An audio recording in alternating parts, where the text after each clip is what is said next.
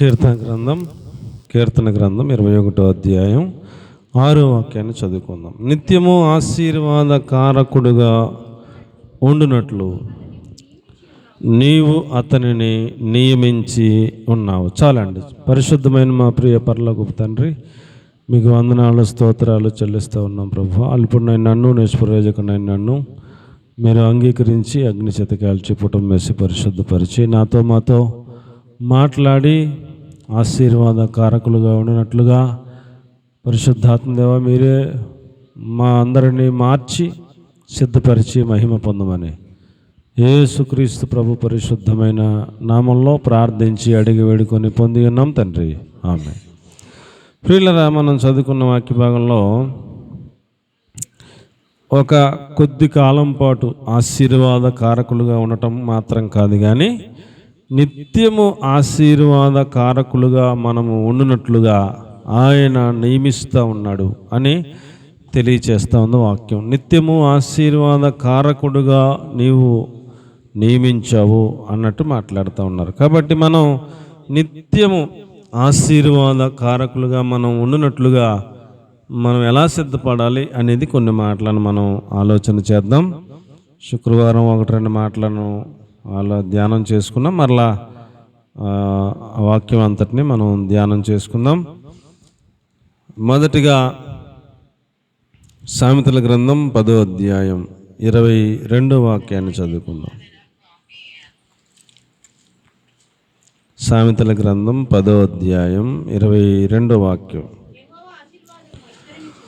యెహోవా ఆశీర్వాదము ఐశ్వర్యమిచ్చును, నరుల కష్టము చేత ఆ ఆశీర్వాదము ఎక్కువ కాదు అన్నాడు. ప్రియులరా, ఒక వ్యక్తి ఐశ్వర్యవంతుడయ్యాడు అంటే ఆయన కష్టం మీదే అంత ఐశ్వర్యవంతుడయ్యాడు అని మనం అనుకోకూడదు. ఆయన అనుకోకూడదు, నేను నా కష్టం మీద ఎంత ఐశ్వర్యవంతుడయ్యాను అనుకుంటే మనంత అమాయకులు ఎవరు ఉండరు.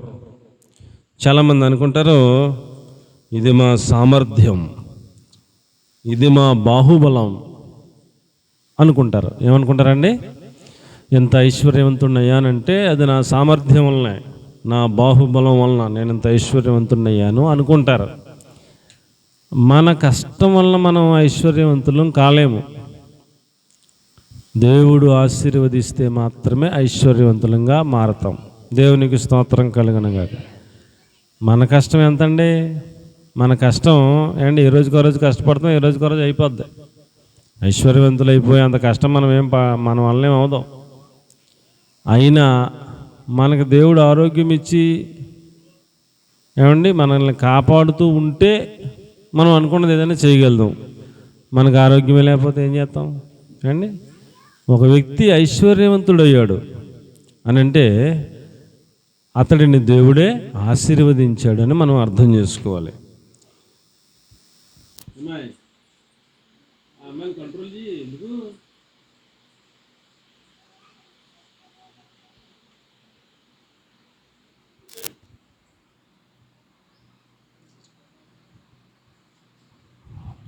అబ్రహాము అనే ఆయన బొమ్మలను అమ్ముకుంటూ ఉండేవాడంట అండి.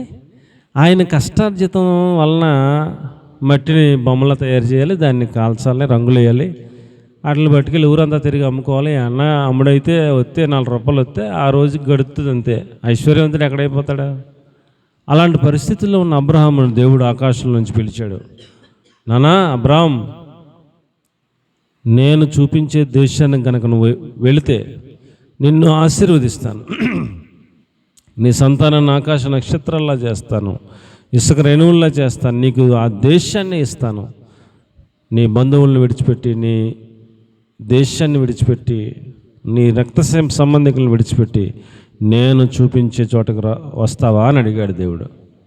అడిగితే వెంటనే ఆ స్వరమునకు లోబడిన అబ్రాము తన ఊరు విడిచిపెట్టాడు, బంధువులను విడిచిపెట్టాడు, రక్త సంబంధికులను విడిచిపెట్టాడు.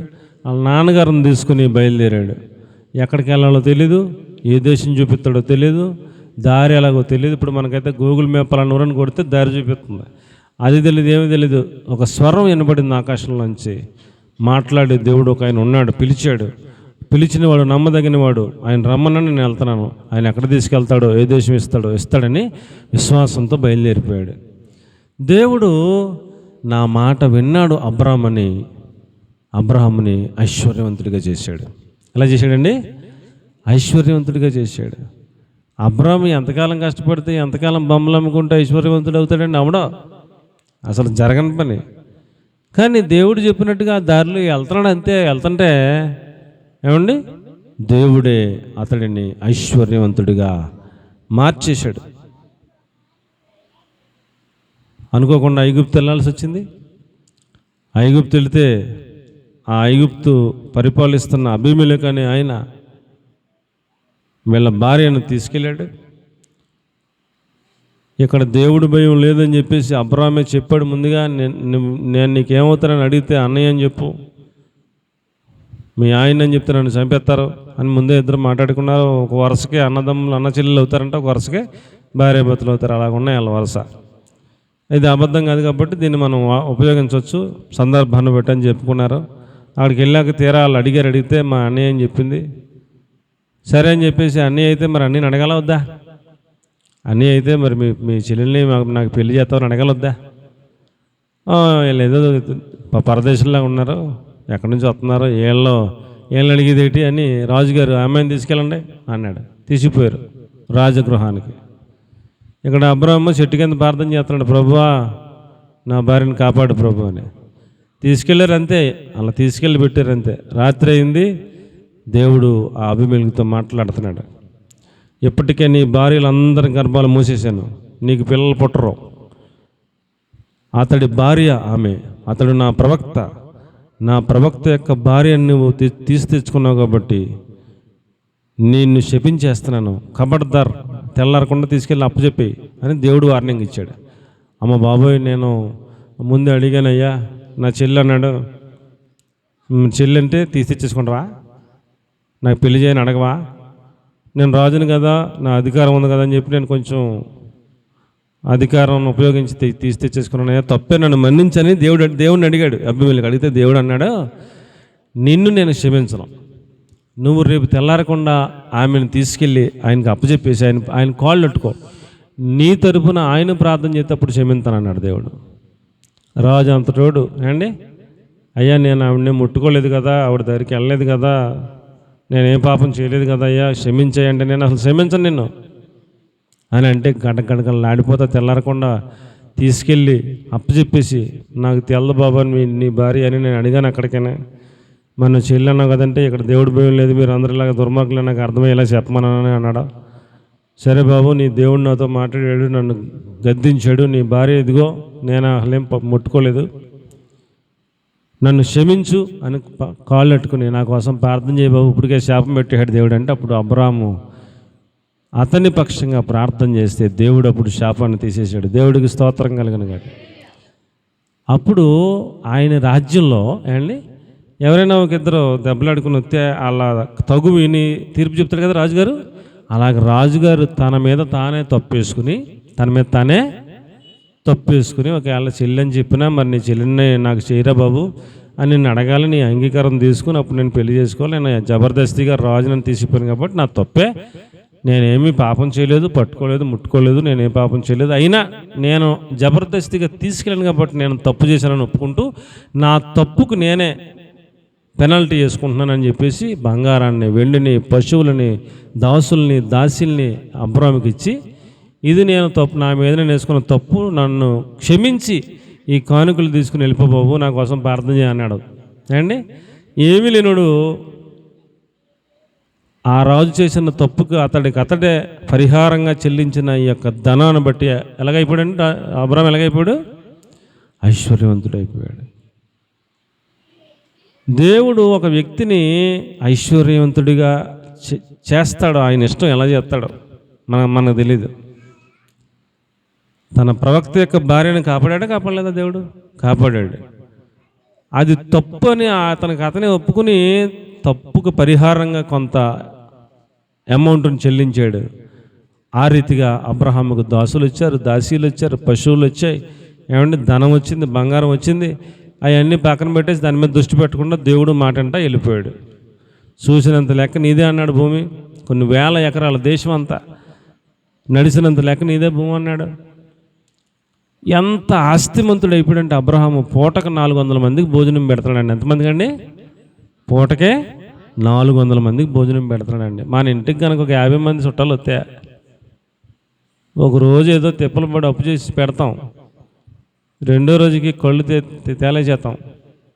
అక్క ఎప్పుడు వెళ్తారని మనమే అడిగేస్తాం వాళ్ళని. 50 మందిని పెంచుతూ మాట్లాడే అండి. 10 మంది ఉంటేనే చాలా అయిపోద్ది ఖర్చు కదా, ఈ రోజుల్లో చాలా ఖర్చు అయిపోద్ది. మరి మామూలుగా మనమైతే పప్పుసారి పలచగట్టేసుకుని ఏదో కానీ చేస్తాం 4 గొడిగలు లేపుకొని.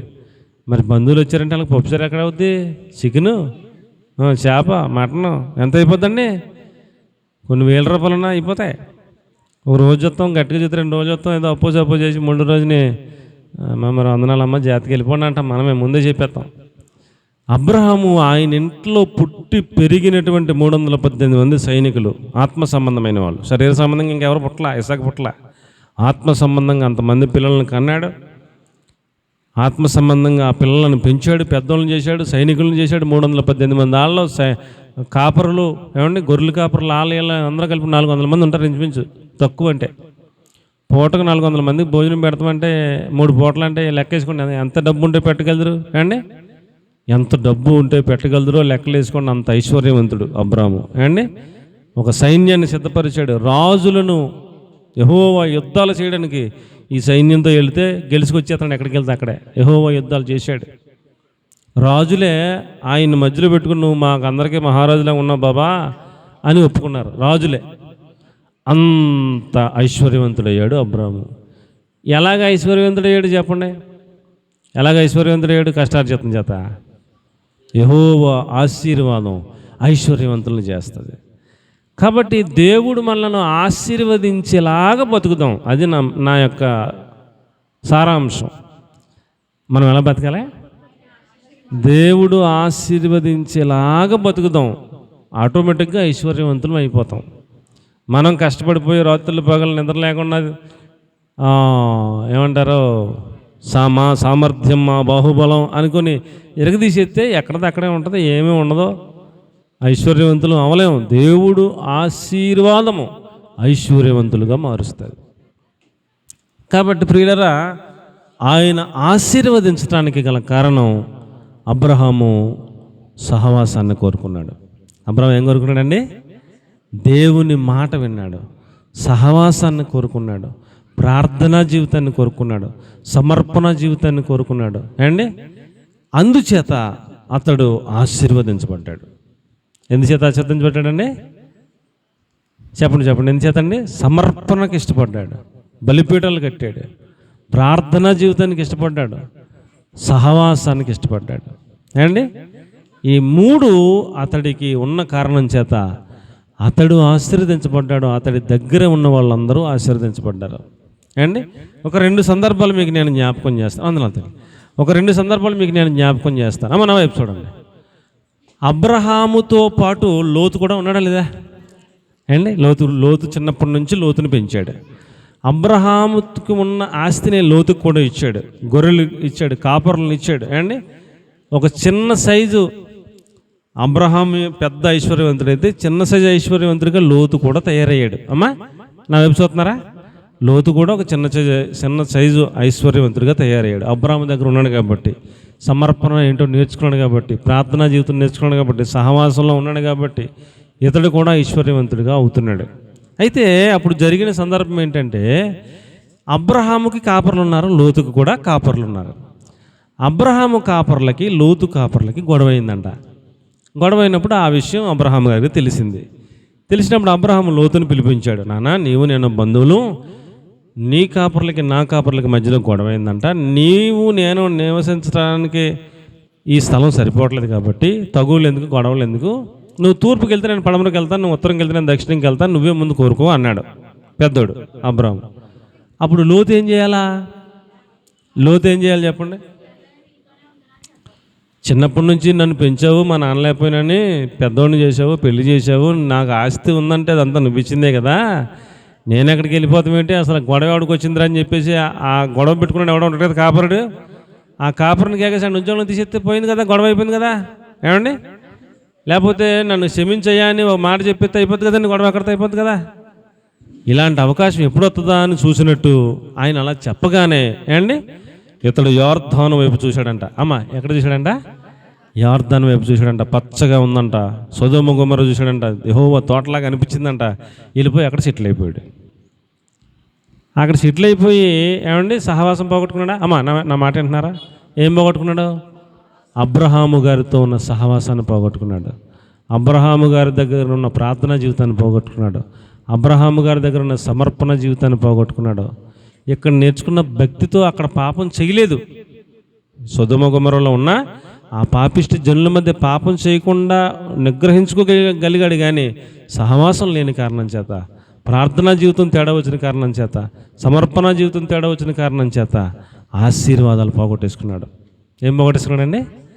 ఆశీర్వాదాలు పోగొట్టేసుకున్నాడు. ఇక్కడ అబ్రహాము గారు లోతు వెళ్ళిపోయాక 100 మందిని సంపాదించేసాడు ఆత్మీయంగా. లోతు అక్కడ ఒక్కను కూడా సంపాదించలా. అతని భార్య, అతని ఇద్దరు పిల్లలు, 4 5 వాడు కూడా లేడు. ఒక్క ఆత్మను కూడా సంపాదించలేదు. ఎప్పుడు మనం ఆశీర్వదించబడతాం? సహవాసంలో ఉంటే. ఎప్పుడు మనం ఆశీర్వదించబడతాం? ప్రార్థనా జీవితంలో ఉంటే. ఎప్పుడు మనం ఆశీర్వదించబడతాం? సమర్పణ జీవితంలో ఉంటే. అండి ఇప్పుడు నువ్వు తూర్పుకు వెళితే నేను పడమరకు వెళ్తాను అన్నాడు అబ్రహాము గారు. ఇప్పుడు లోతుకి ఎంపిక చేసుకునే స్వేచ్ఛ ఎంత ఉందో అబ్రహాముకు కూడా ఎంపిక చేసుకునే స్వేచ్ఛ అంత ఉందా లేదా? ఉందా లేదా? లోతు నేను నీ దగ్గరే ఉంటాను డాడీ అని ఈయన దగ్గర ఉండకుండా సహవాసాన్ని విడిచిపెట్టి దూరంగా వెళ్ళిపోయాడు. ఇప్పుడు అబ్రాము కూడా హెబ్రోన్ని విడిచిపెట్టి ఇంకో చోటకి వెళ్ళిపోయే స్వేచ్ఛ ఉందా లేదా? ఆయనకి ఉంది. కానీ వెళ్ళాడా? ఆయన ఉన్న ప్లేస్ హెబ్రోను. హెబ్రోన్ అంటే ఎత్తుపల్లాలో. ఏంటండి హెబ్రోన్ అంటే? ఏంటండి? ఎత్తుపల్లాలో. ఇలా ఎత్తులు పల్లాలో సరైన భూమి, సారవంతమైన భూమి ఉండదు. రాళ్ళు రప్పలో పంటలేం పండుతాయి, లేదు చవిటి పర్ర, పచ్చగా లేదు అక్కడ పచ్చగా లేదు. యోర్దాను దగ్గర పచ్చగా ఉన్నట్టు, సొదొమ దగ్గర పచ్చగా ఉన్నట్టు అక్కడ పచ్చగా లేదు. కానీ ఇది దేవుని సహవాసం. ఇదేంటండి? ఇది దేవుని సహవాసం. హెబ్రోన్ అంటే దేవుని సహవాసం, సమర్పణ జీవితం, ప్రార్థన జీవితం, బలిపీఠపు అనుభవం. ఏమండి ఇది నాకు కావాలి, కానీ పచ్చదనం, యోర్దాను నది, ఈ లోక సంబంధమైన ఆశీర్వాదం నాకొద్దు. నా దేవుడు ఇక్కడ ఉండమన్నాడు, ఇక్కడ ఉంటాను అంతే. రాళ్ళైనా పర్లేదు, రప్పలైనా పర్లేదు, పంటలు పండపోయినా పర్లేదు, నా దేవుడు చెప్పిన దగ్గరే ఉంటాను. నా స్వేచ్ఛ నాకు ఇంపార్టెంట్ కాదు, నా దేవుడు చెప్పింది నాకు ఇంపార్టెంట్ అని అక్కడే ఉన్నాడు. ఆయనకి ఎంత స్వేచ్ఛ ఉందో ఈయనకి అంత స్వేచ్ఛ ఉంటుంది కదా, కానీ వెళ్ళలేదు, అక్కడే ఉన్నాడు. అది ఆయన ఆశీర్వాదానికి కారణం. ఈయన స్వేచ్ఛను చూసుకున్నాడు. యోర్దాను దగ్గరికి వెళ్ళాడు, పచ్చని పొలాలు చూసుకున్నాడు, నీళ్లు పారే ప్రదేశం చూసుకున్నాడు, సొదొమ గొమొర్రా చూసుకున్నాడు. అక్కడ దేవుడు వెళ్ళమని చెప్పాడా? చెప్పలేదు. కానీ ఇతడు నిర్ణయం తీసుకున్నాడు. అక్కడ ఆశీర్వాదం పోగొట్టేసుకున్నాడు. ఒక్కళ్ళని సంపాదించలేకపోయాడు. ఉన్న భార్య ఏమో ఉపస్తంభం అయిపోయింది, బిడ్డలేమో పాపిష్టోళ్ళు అయిపోయారు. ఒక పాపిష్టి సంతానానికి మూల పురుషుడిగా, నీతిమంతుడే కానీ ఆశీర్వాదాలు ఏమీ లేనివాడిగా చరిత్రలో అలా నిలిచిపోయాడు.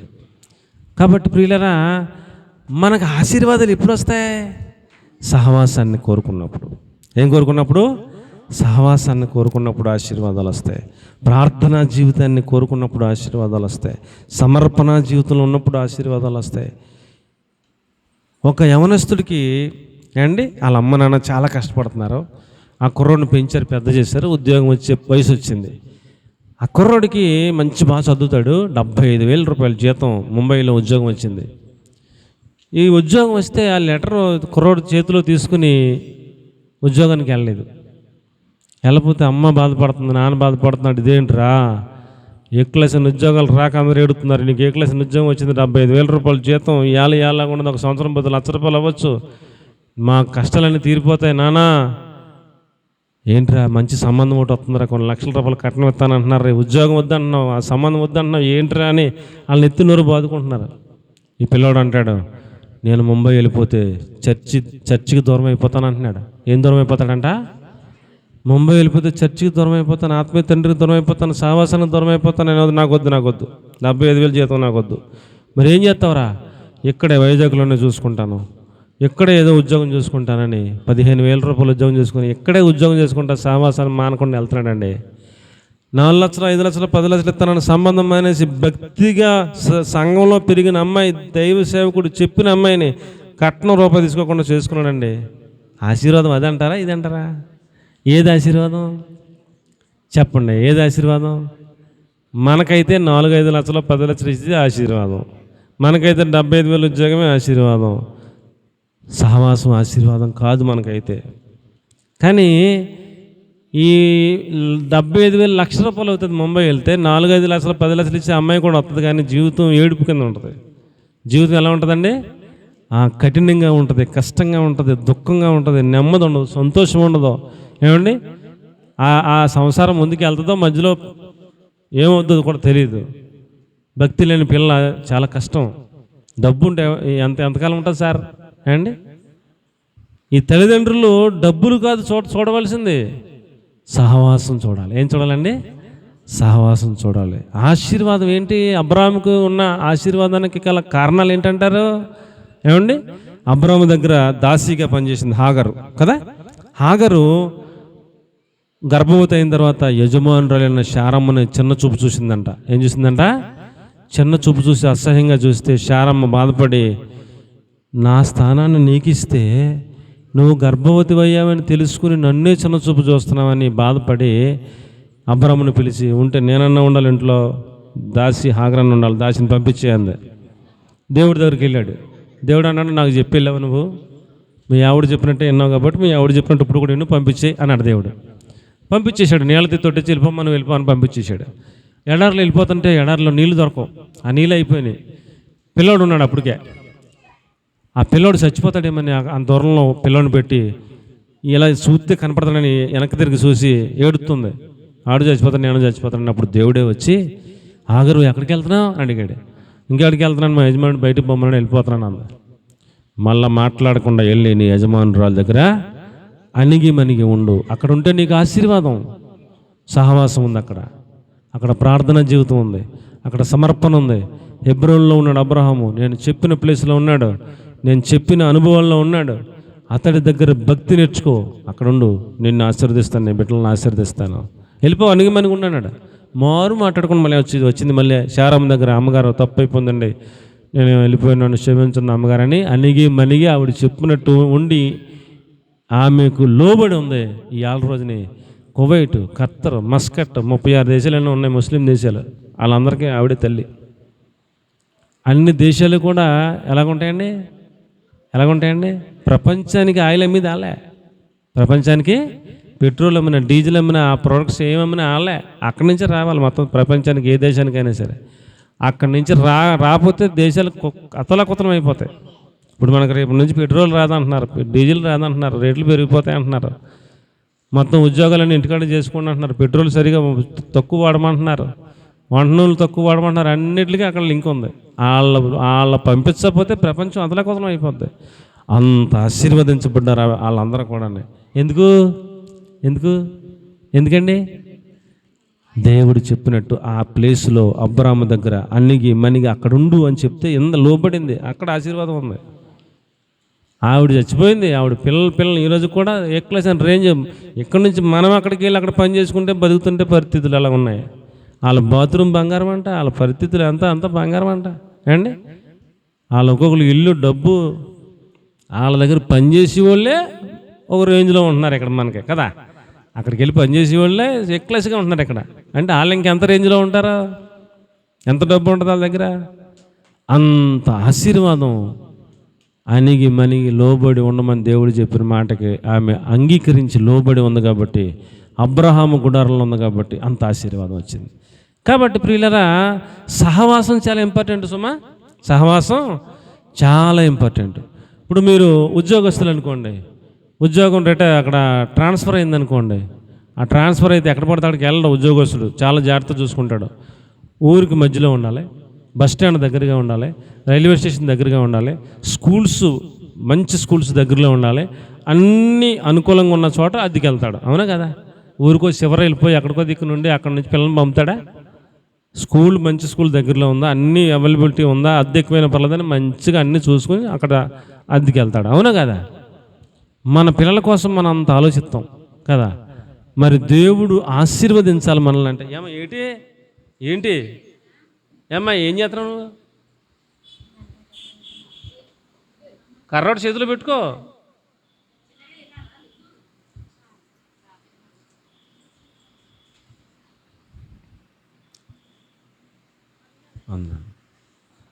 మనం ఆశీర్వాదాలు సంపాదించుకున్న నిమిత్తం ఏమండి సహవాసం చాలా ఇంపార్టెంట్, మందిరం చాలా ఇంపార్టెంట్, దైవ సేవకుడు చాలా ఇంపార్టెంట్. 75,000 జీతం వద్దు, 15,000 జీతమే కావాలని అక్కడే ఉద్యోగంలో జాయిన్ అయ్యాడు. ప్రతి ఆదివారం మానకుండా వస్తాడు, ఉపవాస ప్రార్థన మానకుండా వెళ్తాడు, ఆత్మ సంబంధమైన దైవ సేవకుడు చెప్పిన పిల్లని చేసుకున్నాడు. ఎంతో సంతోషంగా ఉన్నాడంట కుర్రాడు, చాలా ఆనందంగా ఉన్నాడంట. ఏమండి దైవ సేవకుడు చెప్పిన మాట విని సహవాసాన్ని విడిచిపెట్టకుండా కట్నాన్ని వద్దనుకుని ఇలాంటి బిడ్డలు కావాలి. ఈ రోజుల్లో వాక్యానుసారంగా జీవించే బిడ్డలు కావాలి. అలాంటి వారిని దేవుడు ఆశీర్వదిస్తాడు. అలాగ ఉండదు. ఆ కుర్రోడు చాలా పెద్ద లెవెల్లోకి వెళ్ళిపోతాడు. మామూలుగా ఉండదు వ్యవహారం, చాలా ఆశీర్వదించబడతాడు ఆ కుర్రోడు. కాబట్టి ప్రియులరా, సహవాసాన్ని కోరుకోండి, ప్రార్థనా జీవితాన్ని కోరుకోండి, సమర్పణా జీవితాన్ని కోరుకోండి. సహవాసానికి దూరంగా వెళ్ళిపోయే పరిస్థితులు వస్తే దాన్ని విడిచిపెట్టుకోవడానికి ఇష్టపడిన, కానీ సహవాసానికి దూరంగా ఉండవద్దు అని నేను మనవి చేసుకుంటున్నాను. అది ఆశీర్వాదానికి మూల కారణం. యెహోవా ఆశీర్వాదము ఐశ్వర్యం ఇచ్చును. మనం ఐశ్వర్యవంతులు అవ్వడానికి మూల కారణం ఏంటండి? యెహోవా ఆశీర్వాదం. చూడండి, ఇంకో మాట చెప్పాడు ద్వితీయోపదేశకాండం 8వ అధ్యాయం 18-19. అది మా సామర్థ్యము అనుకుంటారేమో, అది మా బాహుబలం అనుకుంటారేమో. కాదు, వాళ్ళ సామర్థ్యము కాదు, వాళ్ళ బాహుబలము కాదు. దేవుడు ఆశీర్వాదం వలన ఈ స్థితిలో ఉన్నామని వాళ్ళకి చెప్పాలి మీరు. కాగానే దేవుడైన యెహోవాను జ్ఞాపకం చేసుకోవాలి. అనగా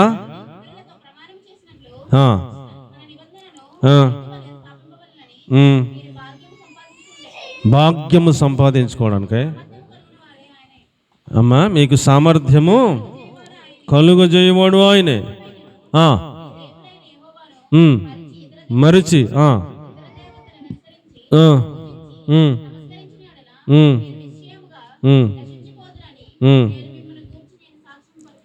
ద్వితీయోపదేశకాండం 8:18-19 అంతేనా?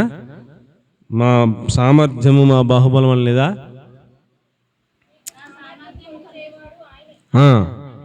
మనకు సామర్థ్యము కలుగ చేయువాడు ఆయనే. మన సామర్థ్యం, మన బాహుబలం కాదు, మా తెలివితేటలు, మా బాహుబలం, మా కష్టార్జితం, అది కాదు. మనకు సామర్థ్యాన్ని కలుగు చేసిన వాడు ఆయనే. అది గుర్తుపెట్టుకోండి. ఆయన ఆశీర్వాదం మాత్రమే ఐశ్వర్యాన్ని ఇచ్చింది అనే పాయింట్ మీరు గుర్తుపెట్టుకోండి అని చెప్తున్నాడు. And number 1. నెంబర్ 2, సామెతల గ్రంథం 10వ అధ్యాయం 6వ వచనం, నీతి మంతుల తల మీదకు ఆశీర్వాదములు వచ్చును అన్నాడు. చాలు, నీతిమంతుల తల